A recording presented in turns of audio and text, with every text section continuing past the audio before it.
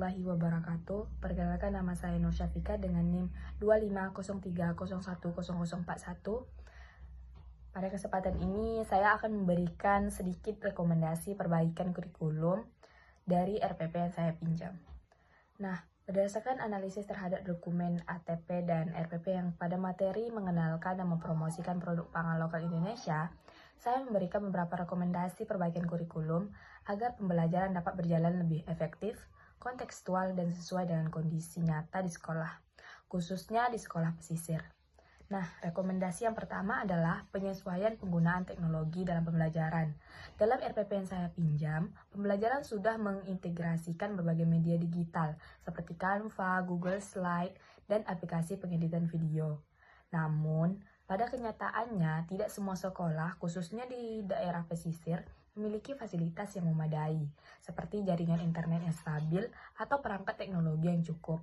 Oleh karena itu, kurikulum perlu lebih fleksibel dengan menyediakan alternatif pembelajaran non-digital seperti pembuatan poster secara manual atau presentasi lisan atau penggunaan media sederhana yang tetap bisa dikuasai oleh siswa di sekolah tersebut.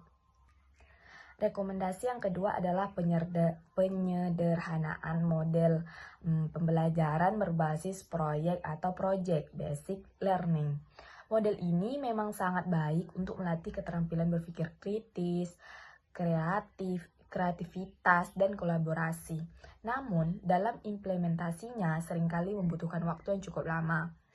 Kesiapan siswa serta kemampuan manajemen kelas yang baik dari guru. Oleh karena itu, kurikulum perlu memberikan ruang bagi guru untuk memodifikasi proyek menjadi lebih sederhana dan realistis. Misalnya dengan membatasi ruang lingkup proyek, memberikan contoh yang lebih konkret, atau membagi proyek menjadi beberapa tahap kecil yang lebih mudah dipahami siswa. Rekomendasi ketiga adalah penguatan pembelajaran berbasis konteks lokal. Nah, pada materi ini tentang produk pangan lokal sebenarnya sudah sangat relevan, namun perlu lebih dioptimalkan dengan memanfaatkan lingkungan sekitar peserta didik. Kurikulum sebaiknya mendorong penggunaan, contohnya dari daerah setempat seperti makanan khas daerah tersebut atau produk UMKM lokal. Dengan demikian, pembelajaran menjadi lebih bermakna karena siswa dapat langsung mengingat materi dengan kehidupan sehari-hari mereka.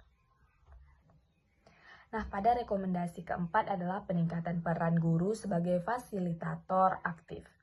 Dalam kurikulum yang berbasis merdeka belajar, guru tidak hanya berperan sebagai penyampaian materi, tetapi juga sebagai pembimbing. Oleh karena itu, perlu adanya penguatan dalam hal pendampingan siswa, terutama dalam proses analisis dan pembuatan proyek. Nah, guru diharapkan lebih sering memberikan contoh konkret, arahan yang jelas, serta umpan balik yang membangun siswa tidak mengalami kebingungan selama proses pembelajaran, agar siswa itu paham apa yang dipelajari. Nah, rekomendasi kelima adalah penguatan integrasi profil pelajar Pancasila secara lebih menyeluruh. Pada ini, meskipun dalam RPP yang saya pinjam, sudah terdapat beberapa dimensi seperti bernilai kritis, kreativitas, dan kolaborasi. Namun aspek lain seperti kemandirian, kebinekaan global, dan nilai keimanan masih perlu ditingkatkan.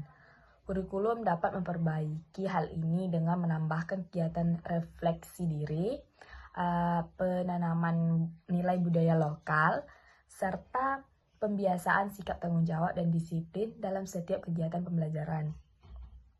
Nah, saya memiliki satu lagi rekomendasi terakhir, yaitu penyesuaian sistem asesmen atau penilaian. Dalam RPP yang saya pinjam, penilaian sudah mencakup aspek proses dan hasil, namun masih perlu disesuaikan dengan kondisi siswa. Kurikulum sebaiknya memberikan fleksibilitas dalam penilaian. Misalnya tidak hanya menilai hasil akhir proyek, tetapi juga proses kerja, usaha siswa, dan perkembangan kemampuan mereka. Dengan demikian, penilaian menjadi lebih adil dan mampu menggambarkan kemampuan siswa secara menyeluruh. Jadi kesimpulannya, perbaikan kurikulum yang saya rekomendasikan berfokus pada fleksibilitas, kontekstualisasi, serta penyesuaian dengan kondisi nyata di lapangan. Dengan adanya perbaikan ini, diharapkan pembelajaran tidak hanya berjalan secara lencana, tetapi juga benar-benar mampu mengembangkan potensi peserta didik secara optimal. Sekian rekomendasi dari saya akhiri dengan Assalamualaikum warahmatullahi wabarakatuh.